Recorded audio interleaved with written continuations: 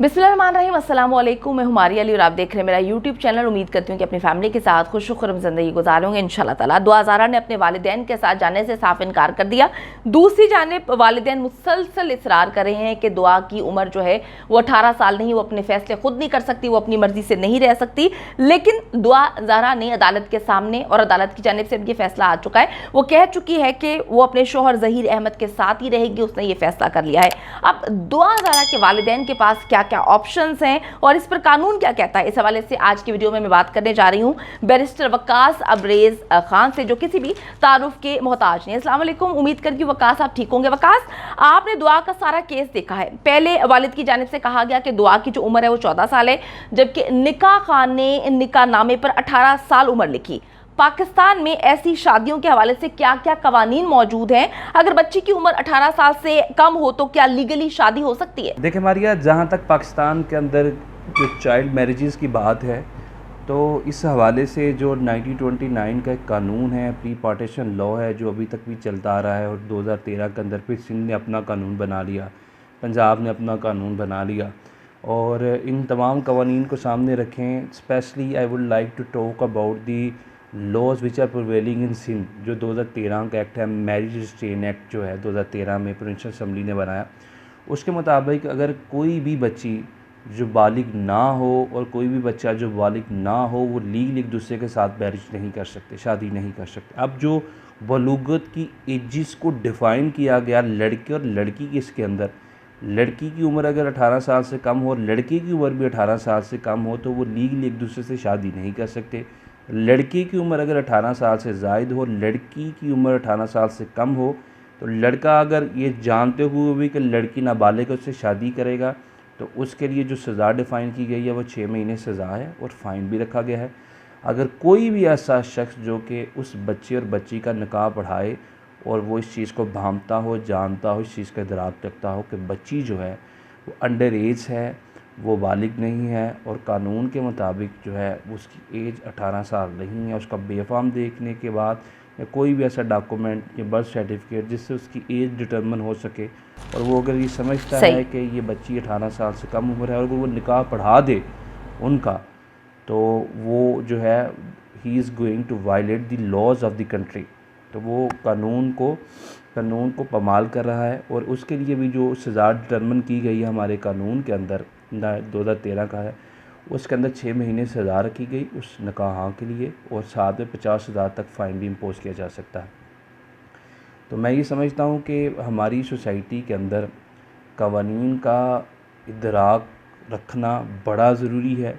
Practice के अंदर जो चीज़ें मिलती हैं वो ये कि बाज़ औक़ात जब बच्ची इस तरह अपने घर छोड़ कर आ जाती है और लड़का भी जो है without getting the consent of their families वो भी आ जाता है और निकाह को हायर कर लिया जाता है निकाह पढ़ाने के लिए, तो अगर बच्ची की जो एज है वो 18 साल से कम है या बच्चे की भी कम है, तो निकाह को ये तंबीह की जाती है कि आप एजेस को बढ़ा के इन्हांस करके लिख लें। और प्रैक्टिस के अंदर ये बड़ी कॉमन चीज़ें मिलती हैं। लेकिन फिर मैं ये बहुत बात करूँगा कि नाबालिग बच्ची का और बच्ची की शादी नहीं हो सकती। अगर ऐसा कोई करे ये इल्लीगल है, जो करे वो भी इल्लीगल है, जो निकाह पढ़ाए वो भी इल्लीगल है, 6 महीने की सज़ा है। अच्छा वकास, दुआ के निकाह के बारे में कुछ लोगों की राय है। कुछ लोग कहते हैं कि जी ये सरासर गलत है, और कुछ का कहना है कि लड़कियां अपनी मर्जी से शादी कर सकती हैं, उनका ये हक है।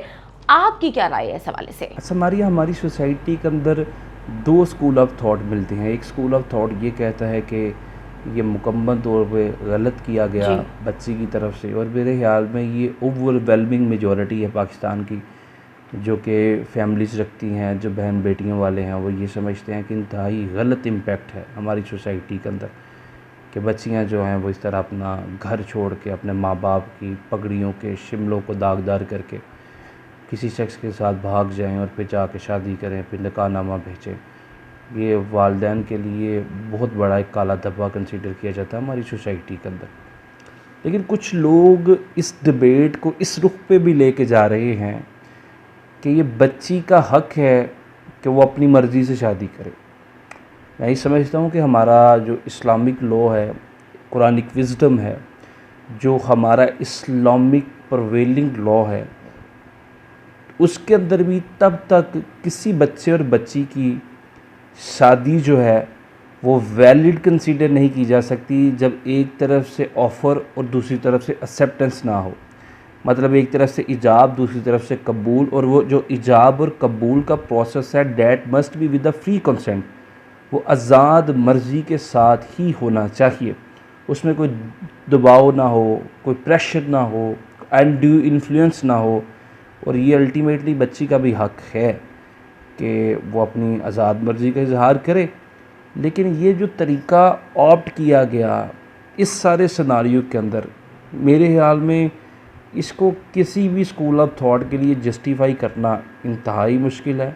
और इससे भी अगली बात ये कि जब इस तरह का स्टेप जो है, आल दो कि वो तो किसी उम्र में भी लिया जाए, चाहे वो 24 साल की बच्ची है या 22 साल की है, वो गलत है। गलत जो है वो हमेशा गलत ही रहेगा।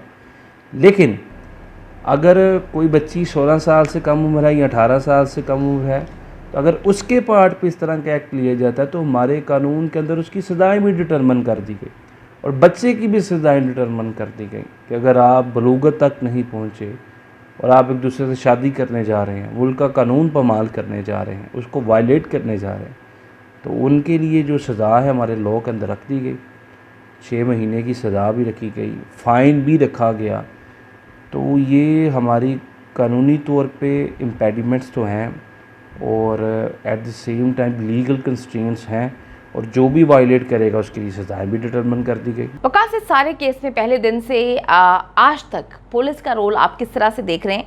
पुलिस पहले भी कह चुकी थी, पहले दिन से ये बात बोल रही थी जो उन्होंने इन्वेस्टिगेशन की थी कि बज़ाहिर ये किडनैपिंग नहीं लग रही बल्कि लड़की अपनी मर्जी से खुद गई है। देखिए मारिया, जहाँ तक पुलिस के किरदार की बात है इस केस के अंदर, from very first day police की तरफ से जो भी इस केस के अंदर नैरेटिव बिल्ड किया गया वो यही था कि बच्ची अपनी आज़ाद मर्ज़ी के साथ गई है और बाज़ार यही चीज़ें नज़र आती है। चूँकि किडनैपिंग की ये एफआईआर थी और जब भी किडनैपिंग का कोई जुर्म जो है वो इस्टेब्लिश करना है या पुलिस ने किसी शख्स को हिरासत में लेना है या फिर हिरासत में लेने के बाद उसका चालान कोर्ट में सबमिट करना है, तो पुलिस ने ये सारी चीज़ें जो है इन्वेस्टिगेशन और इंटेरोगेशन की बेस पे करनी है। मीनिंग देर बाय अगर किसी पुलिस को ये इन्फॉर्म कर दिया जाए कि कोई शख्स ये इन्फॉर्म करता है कि उसका कोई अजीज़ जो है उसको कत्ल कर दिया गया, मर्डर कर दिया गया है, एफआईआर के अंदर आज किया जाए और फर्स्ट इन्फॉर्मेशन रिपोर्ट जो है वो लॉन्च करने के बाद पुलिस मौका वारदात पे जाए और देखे कि वो शख्स जो है वो तो ज़िंदा है, उसको कोई हराश भी नहीं आई, तो पुलिस अल्टीमेटली वो जो इन्वेस्टिगेशन इंटेरोगेशन की बेस पे वो जिस शख्स को भी जो नामज़द किया गया एफआईआर में बतौर कातिल, उसको गिरफ़्तार नहीं करेगी क्योंकि ऑफेंस कमिट ही नहीं हुआ। इसी तरह अगर आप किसी पे किडनैपिंग का इल्ज़ाम लगाते हैं और जो शख्स आपकी नज़र में किडनैप्ड है, अबडक्टेड है, वो ख़ुद ये स्टेटमेंट दे दे या कोई ऐसा कोजेंट कंक्रीट या कोई डॉक्यूमेंट्री एविडेंस हो जिससे ये पता चले कि वो शख्स जो है वो किडनैप ही नहीं हुआ बल्कि वो अपनी आज़ाद मर्ज़ी के साथ किसी शख्स के साथ गया है, तो अल्टीमेटली ये चीज़ फिर किडनैपिंग के ज़िम्मे में नहीं है। तो पुलिस ने जो इस केस के अंदर बड़ा एक्टिव रोल अदा करने की कोशिश की, आल दो अभी राइट नो ये कुछ कंट्राडिक्शंस आ रही हैं सिंध पुलिस की स्टेटमेंट्स के अंदर और जो अलामिया जारी किया जा रहा है पंजाब पुलिस की तरफ से, थोड़ी बहुत इसके अंदर कंट्राडिक्शंस और कन्फ्लिक्ट्स हैं, लेकिन अल्टीमेटली चूँकि हम डेली बेसिस पे इन चीज़ों को डील करते हैं, जो हमारा थोड़ा बहुत एक्सपीरियंस है, अगर मैं उसकी बात करूं तो मैं ये समझता हूं कि ये अबडक्शन और किडनैपिंग का केस जो है वो इस्टेब्लिश ना हो पाएगा, चूँकि लड़की जब ये स्टेटमेंट दे देगी वो अपनी आज़ाद मर्ज़ी के साथ गई है। और किडनैपिंग और अबडक्शन के अंदर तो सबसे जो इम्पोर्टेंट एलिमेंट है उस ऑफेंस के अंदर वो यही है, किसी को उसकी मर्ज़ी के खिलाफ ज़ोर ज़बरदस्ती एक जगह से दूसरी जगह उठा के ले जाना, that is called the kidnapping और अबडक्शन।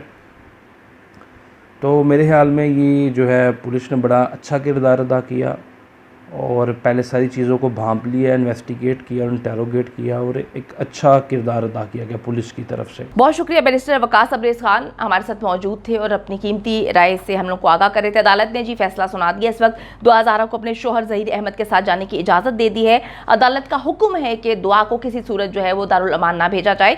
वो जहाँ जाना चाहती है, जिसके साथ रहना चाहती है, वो रह सकती है और दुआ ज़हरा जो है उसको उसके वालिदैन के हवाले भी ना किया जाए। अदालत की जानिब से ये जो है हुक्म सामने आया है। अब देखते हैं कि क्या होने वाला है, क्योंकि वालिदैन मुसलसल प्रेस कॉन्फ्रेंस कर रहे हैं और वो नई कहानियां सुना रहे हैं। अब नई कहानी क्या सुनाई जाती है उसका इंतजार रहेगा।